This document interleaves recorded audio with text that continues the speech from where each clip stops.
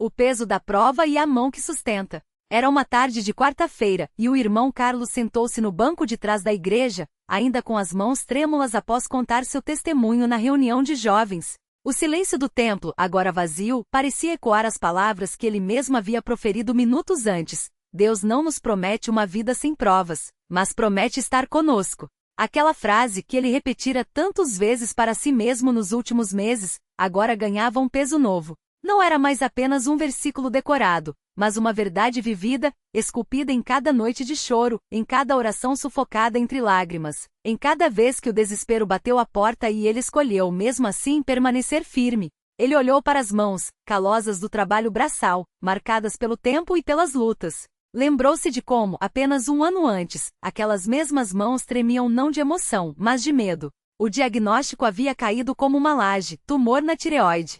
Cirurgia urgente. As palavras do médico soaram como uma sentença. Carlos, então com 38 anos, pai de 2 filhos pequenos e único arrimo da família, sentiu o chão sumir. Como vou pagar o tratamento? Como vou sustentar minha casa se não puder trabalhar? As perguntas martelavam sua mente, e o pior não era a doença em si, mas a sensação de impotência, de estar à mercê de algo maior que ele. Mas havia algo que o médico não sabia.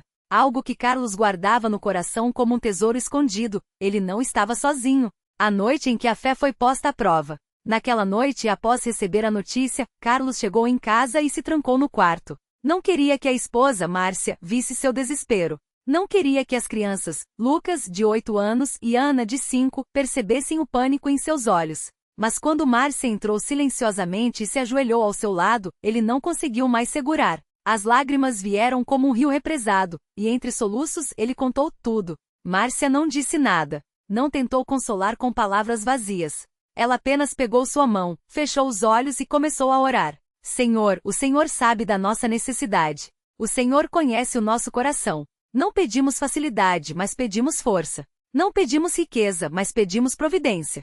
Sabemos que o Senhor não nos desampara. Em nome de Jesus, amém. Aquela oração não tinha grandes palavras nem fraseados bonitos. Era um clamor sincero, brotado de um coração que, mesmo ferido, ainda confiava. E foi ali, naquele quarto simples com as paredes descascadas e o cheiro de janta ainda no ar, que Carlos tomou uma decisão. Ele não ia desistir, não ia afastar-se de Deus, não ia deixar de ofertar, mesmo que as contas estivessem apertadas. Se Deus é fiel, pensou, eu também serei. Os dias que seguiram, a luta silenciosa. As semanas seguintes foram um turbilhão de provações. O trabalho que sumiu. Carlos era servente de pedreiro, e o diagnóstico o obrigou a parar. Sem trabalho, sem renda. As economias, já escassas, foram sendo consumidas pelas consultas, exames, remédios. Chegou um ponto em que o aluguel estava atrasado em 2 meses, e o dono do imóvel começou a pressionar. Carlos, não posso esperar mais. Ou você paga ou vai ter que sair. A ameaça do despejo pairava sobre eles como uma nuvem negra. 2. A vergonha de pedir ajuda. Ele odia a ideia de ter que pedir esmolas.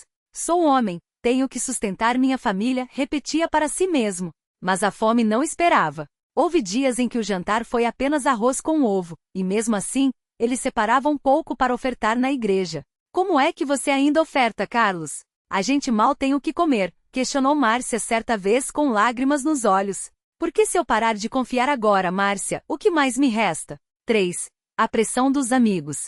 Alguns conhecidos, ao saberem da situação, começaram a questionar sua fé. Você acha que Deus vai te curar só porque você ora? Já viu quanta gente boa morre todos os dias? Por que você não procura um centro espírita? Lá eles fazem passe, pode ser que ajude. Você tá doido, homem.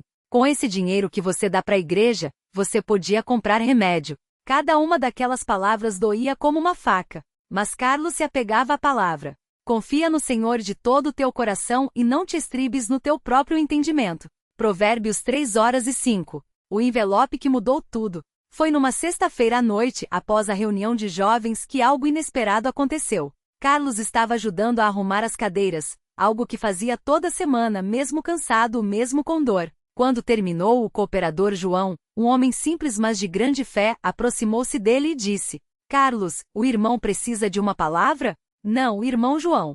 Só tô cansado, mas tô bem, mentiu, tentando disfarçar a tristeza. João olhou nos seus olhos por um longo momento, como se lesse sua alma. Então, tirou um envelope do bolso e colocou em suas mãos. Irmão, isso é do Senhor. Não é meu, é dele. Ele me mandou te dar. Mas irmão, eu não posso. Pode sim.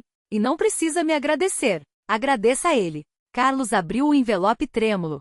Dentro havia exatamente o valor do aluguel atrasado. Nem R$1 a mais, nem um a menos. Ele caiu de joelhos ali mesmo, no chão frio do templo, e chorou. Não era um choro de alívio passageiro, mas um chorar de gratidão profunda, daquele que sentiu a mão de Deus tocando sua vida de forma tangível, real. Naquele dia, Carlos entendeu algo que mudaria sua vida para sempre. Deus não age só nos grandes milagres. Ele age nas pequenas providências. Na hora certa. Do jeito certo. A cirurgia e a cura que veio aos poucos. Com o aluguel quitado, Carlos pôde se concentrar no tratamento. A cirurgia foi marcada para dali a 2 semanas. Os médicos eram claros: há riscos. Pode haver complicações. Prepare-se para o pior. Mas Carlos já havia se preparado para o melhor. Na véspera da cirurgia, a igreja fez uma corrente de oração. Não foi um culto especial, nem uma campanha mediatizada. Foi um grupo de irmãos, reunidos em silêncio, intercedendo. Alguns oravam em voz alta. Outros, como Carlos, apenas choravam. Quando acordou da anestesia, a primeira coisa que ouviu foi a voz do médico. A cirurgia foi um sucesso. Conseguimos remover todo o tumor. Mas, uma pausa que parece eternizar-se. Você vai precisar de acompanhamento. Pode haver recidiva. Carlos sorriu. Não porque a notícia fosse boa, mas porque ele já tinha uma promessa. O Senhor é quem te livra de todas as tuas angústias. Salmos 34, 4.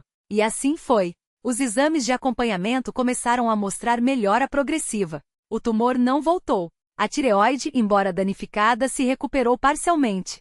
Os médicos chamavam de remissão espontânea.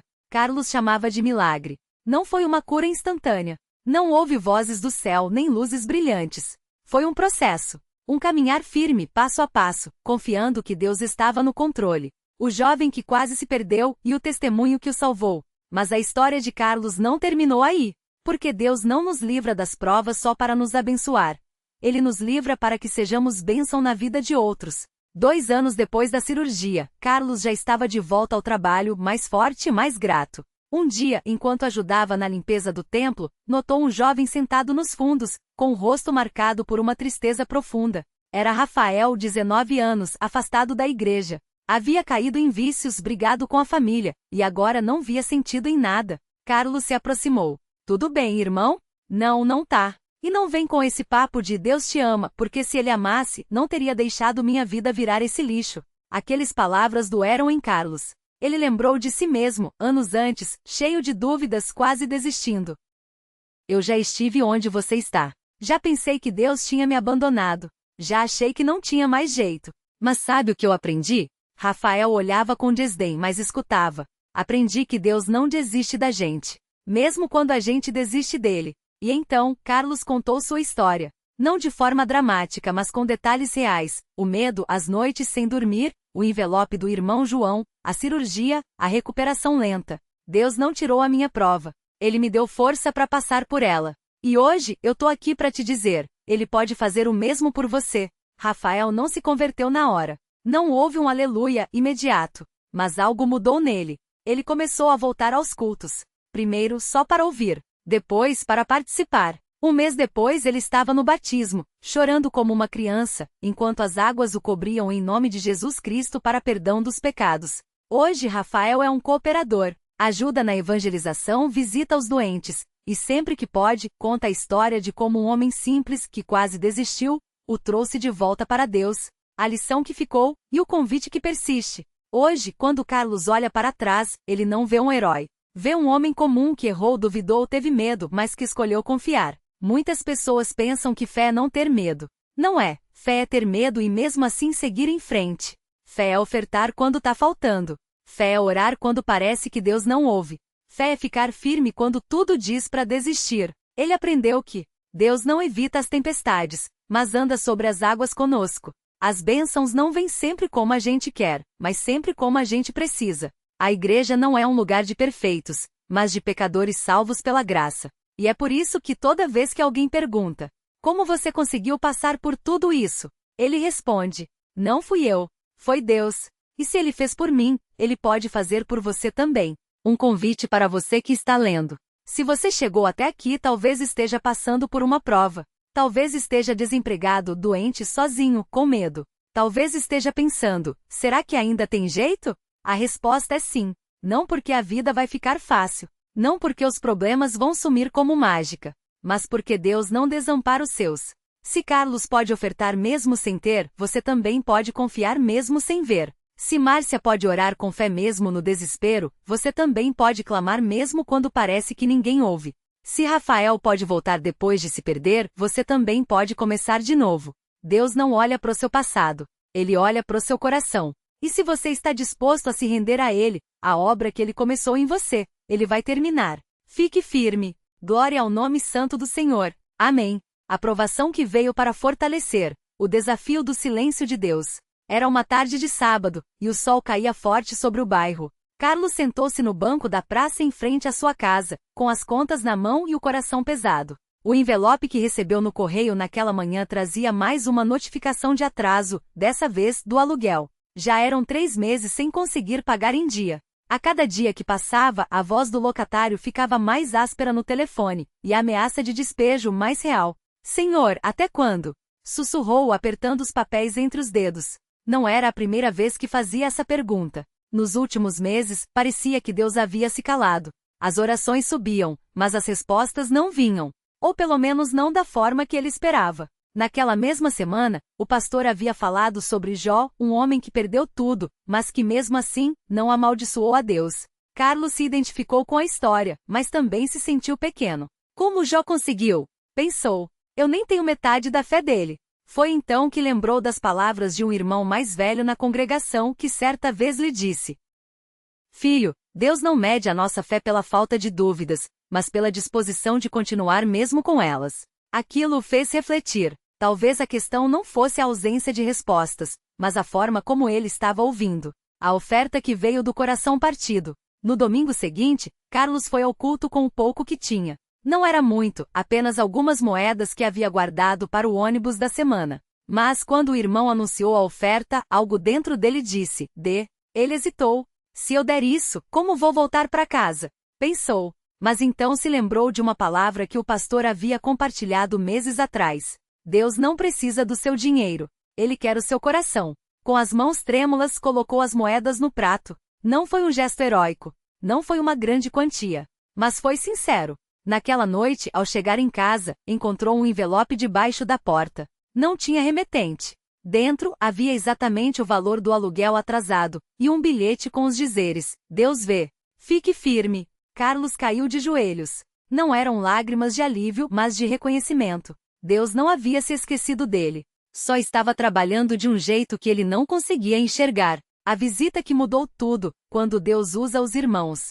Alguns dias depois, enquanto Carlos arrumava a casa para receber a visita de um cooperador que iria orar com ele, bateu à porta um jovem que ele não via há anos. Rafael. Irmão Carlos, eu não sei por que vim aqui hoje. Só senti que precisava te ver. Rafael era um daqueles casos que a igreja orava há tempo. Tinha se afastado depois de uma briga com a família, mergulhado em vícios e más companhias. Seu rosto estava marcado pelo cansaço, os olhos sem brilho. Entre, Rafael. Deus sabe por que você está aqui. Os dois sentaram na sala simples, e Carlos compartilhou sua própria história, as dívidas, o medo, a oferta, o envelope misterioso. Eu também pensei que Deus tinha me abandonado. Mas Ele nunca desiste da gente.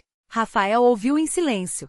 Depois, com a voz embargada, confessou: eu quero voltar, mas não sei se ainda tem lugar para mim. Carlos sorriu. Enquanto você estiver vivo, tem lugar. A igreja não é um clube de perfeitos. É um hospital para pecadores. Naquela noite, Rafael orou com Carlos. Não foi uma oração bonita, cheia de palavras certas. Foi um clamor, um homem quebrado pedindo uma segunda chance. E Deus ouviu. O batismo que lavou o passado. 3 semanas depois, Rafael estava de pé na piscina batismal, vestido de branco, com as mãos trêmulas e o coração cheio. O pastor fez a pergunta que mudaria tudo. Você crê que Jesus Cristo é o Filho de Deus, que morreu por seus pecados e ressuscitou para sua justificação?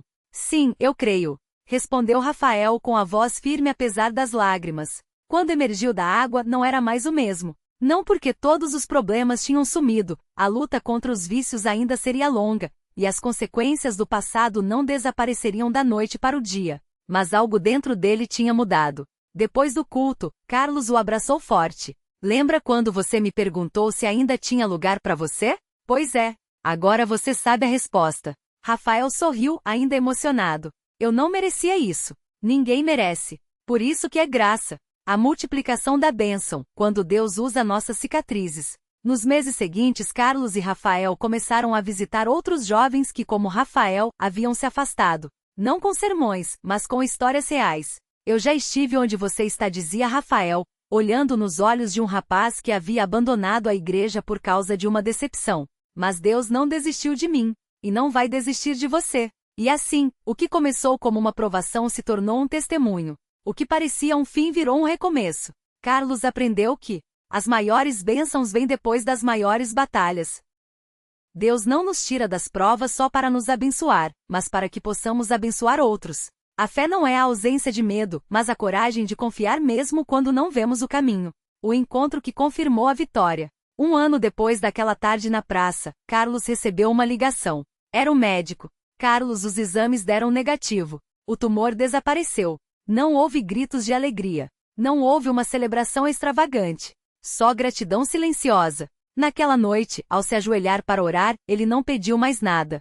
Só disse: Obrigado, Senhor. Não por me dar o que eu queria, mas por me ensinar o que eu precisava. Porque no fim das contas a maior vitória não foi o dinheiro que apareceu, nem a cura, nem mesmo o retorno de Rafael. Foi saber que mesmo quando tudo parecia perdido, Deus estava ali, trabalhando, provendo, restaurando. Um convite para você que está lendo. Se você está passando por uma prova hoje, saiba disso. Deus não está surdo. Ele ouve cada oração, cada suspiro, cada lágrima. Ele não está atrasado. Seu tempo é perfeito, mesmo quando não entendemos. Você não está sozinho. Há irmãos que oram por você, mesmo que você não saiba. Talvez você esteja desempregado. Talvez esteja doente. Talvez tenha perdido alguém que amava. Talvez esteja com medo de que não haja mais esperança. Mas se Carlos pode confiar quando tudo indicava o contrário, você também pode. Se Rafael pode voltar depois de se perder tanto, você também pode recomeçar. Deus não olha para o seu passado. Ele olha para o seu coração disposto. E se você está disposto a ficar firme, Ele vai te sustentar. Não desista. Glória ao nome santo do Senhor. Amém.